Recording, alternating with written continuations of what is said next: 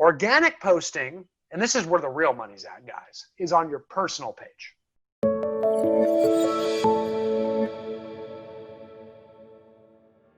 Heather, you're great at this. That's where good social media marketers make a living.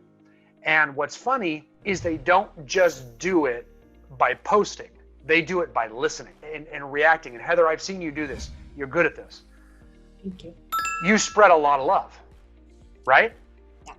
And it's not so much what you post, because when you do post, you typically post about you personally, right? It might be you at work. That's fine.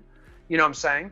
But it's you. It's you being vulnerable with, here's who I am, here's what I do, here are my friends. That's cool. But and everybody sees that when people do that, and that's good stuff. So I always say when you post, we always want to post with a 4-to-1 ratio.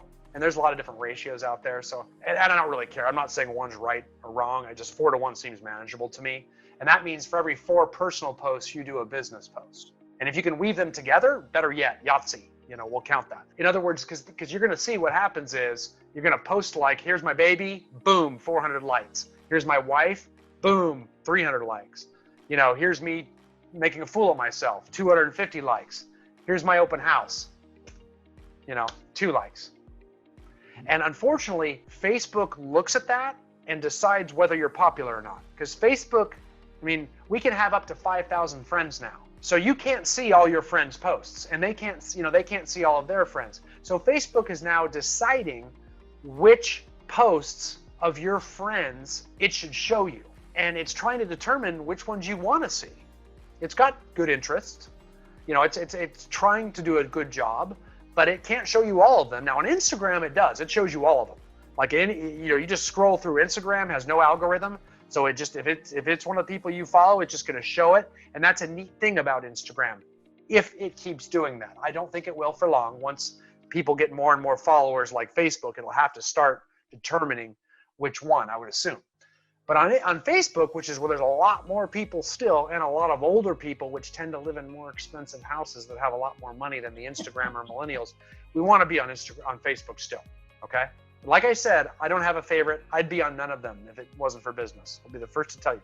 But we're there for a purpose. And if your purpose is to get more business, you need to generate a lot of positive responses from your posts. Because if you don't, Facebook is going to, like if you put open house out there and only 2 people like it, but 500 people saw it, Facebook's going to say, you know what? Those 500 people, or at least 498 of them, don't like what Brian's putting out there. So we're going to stop showing Brian's posts to them.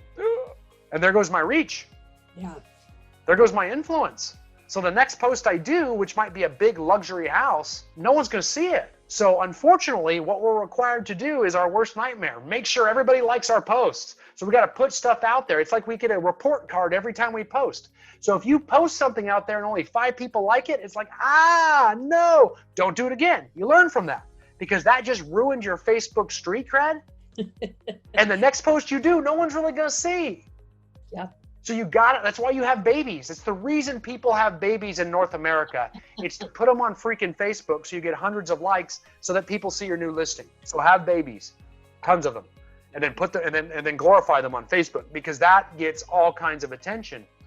And that's unfortunately I'm joking obviously, but that's like where we need to go with our thought is we get a report card. However many people like, heart, comment is showing us that we're having a good impact. This is not about actual feelings, although it is. People do get emotionally tied, which I'm going to get to in a minute. But this has to do with the algorithm because if a lot of people always like your posts, you're going to see people will keep, like you get momentum build up and every post you do gets hundreds of likes because so many people are liking your stuff. What do they like? They like you. They like you. This is not like traditional marketing. So if you think you're good at marketing 10 years ago, oh boy, I would rather undo that because this is not a place to be putting ads out on your personal page. This is not a magazine. I was going to say there's something very reciprocal too, because as much as I want to just like you, just put something out there and then walk away and be done with social media for a week and not have to, open myself up or put things out there, that's not really how it works. I have to now go in and interact with you and with clients. Yes. I have to be just as giving as I am receiving the love on Facebook. And this is where you're good, Heather. This is what I was talking about. I was actually foreshadowing to this moment. So perfect segue.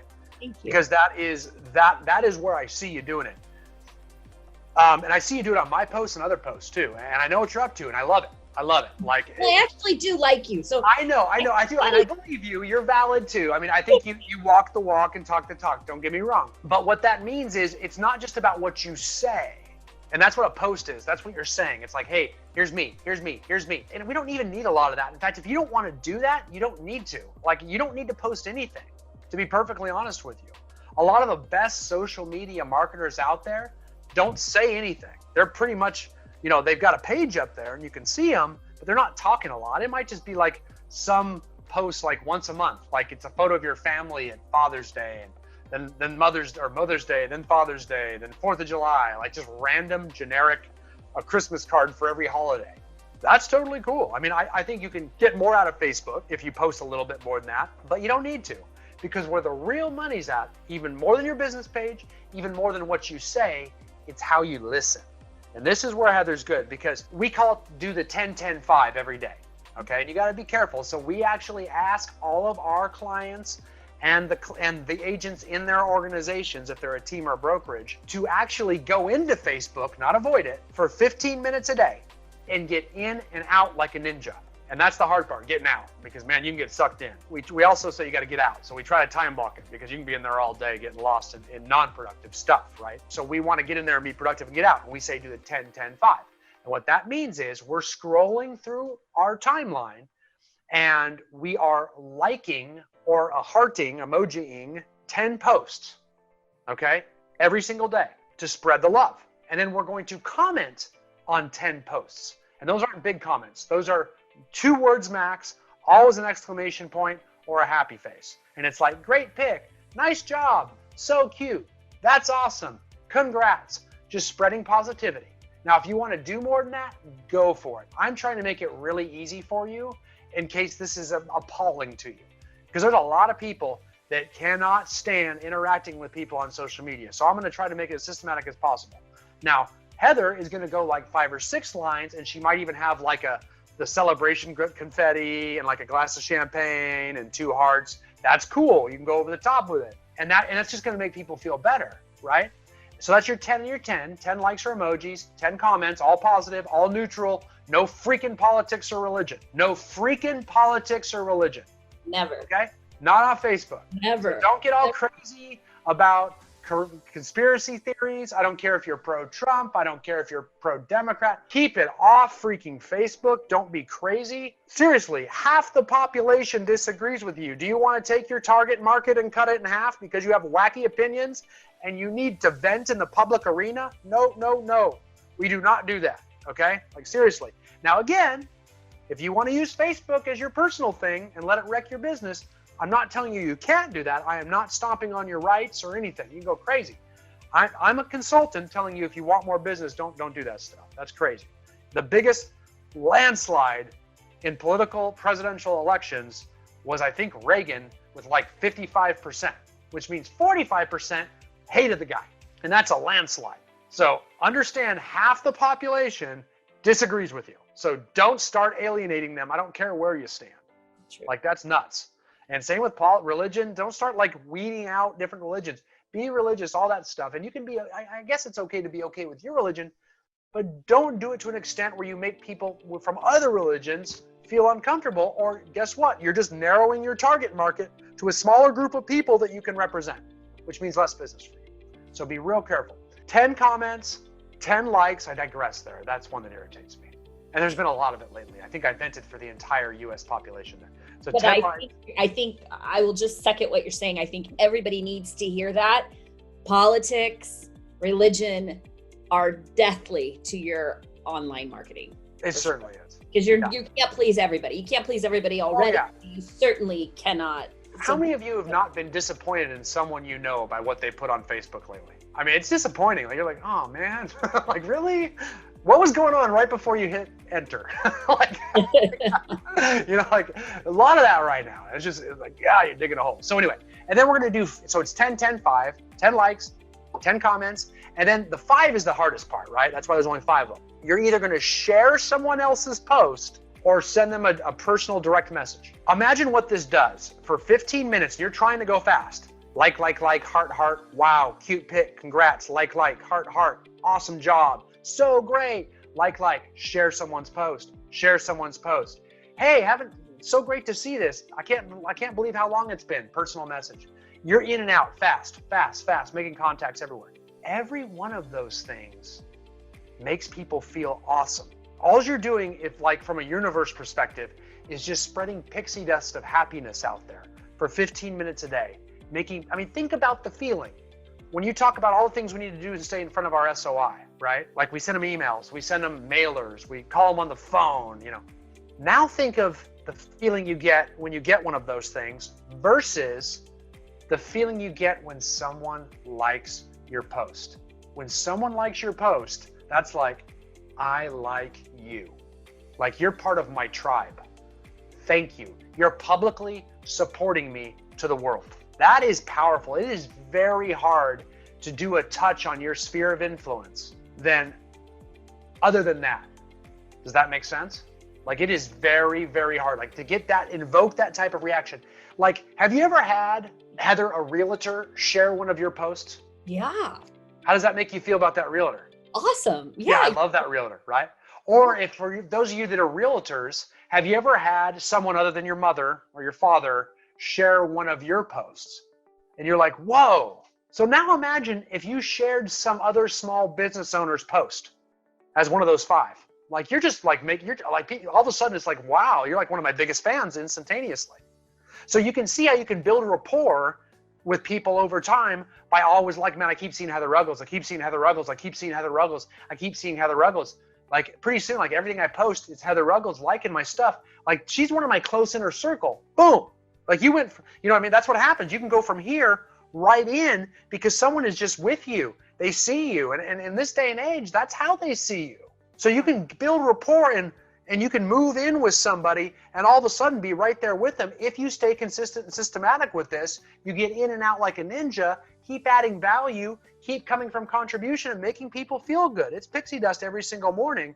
You just got to make sure you do this. And pretty soon, all of a sudden you're moving really close. And guess what? A magical thing starts happening. They start liking your stuff back. We could go on and on and on about this. And do you remember when I first met you over at the KW building and I had my bag, the Pimping Joy bag? Yes. And that is Pimpin' Joy. That is what it is. And, that is Pimpin' Joy. You're just doing good stuff all day long. And it feels good and people will like you. I see one question. Erica, another really good question. What about pit bulls? And I think what you mean there is that controversial? I think so. I have nothing against pit bulls, but I do think it's controversial. And I think that if you put that out there, why? Why do it? Why even get close to that? Because there's a lot of people who say, okay, my pit bulls are awesome, so I want to stand for them. I want to exercise my freedom of speech. It's important in democracy to be real careful when you start making these justifications, because we can say that with anything. If people don't know the truth, I've got to share this conspiracy video because I'm doing my part as a system. People, people need to know, you got to watch that kind of stuff because you can go that slippery slope, man. Next thing you know, you're alienating people. So pit bulls, I don't know. That's close. It's not quite politics, but there are enough people who think that they are menaces to society, I guess. Enough so that it's a thing. And if it's a thing, can raise your homeowner's insurance. And again, if you weren't doing social media and this technology for your business, then by all means, talk all you want about pit bulls. But when you're talking about, when this is your business, like you said, you have to stay so Switzerland, so neutral on everything except for your listing. I agree. I have nothing against pit bulls. I think they're fine. Exactly. Cute dogs. I've never been attacked by one. I'm not frightened by one. But I don't think I would go out there, into that place. Maybe give that dog back and buy a Cocker Spaniel. Just kidding. Don't do that. No, joking. Enjoy your dog, but if that is your dog. but I would really steer clear and just be vanilla on that. Is the public arena. If you wouldn't put it on your website, don't put it on Facebook. You know what I mean? Anything. If you wouldn't put on your, because Facebook, more people are going to go to Facebook and see it than they are on your website.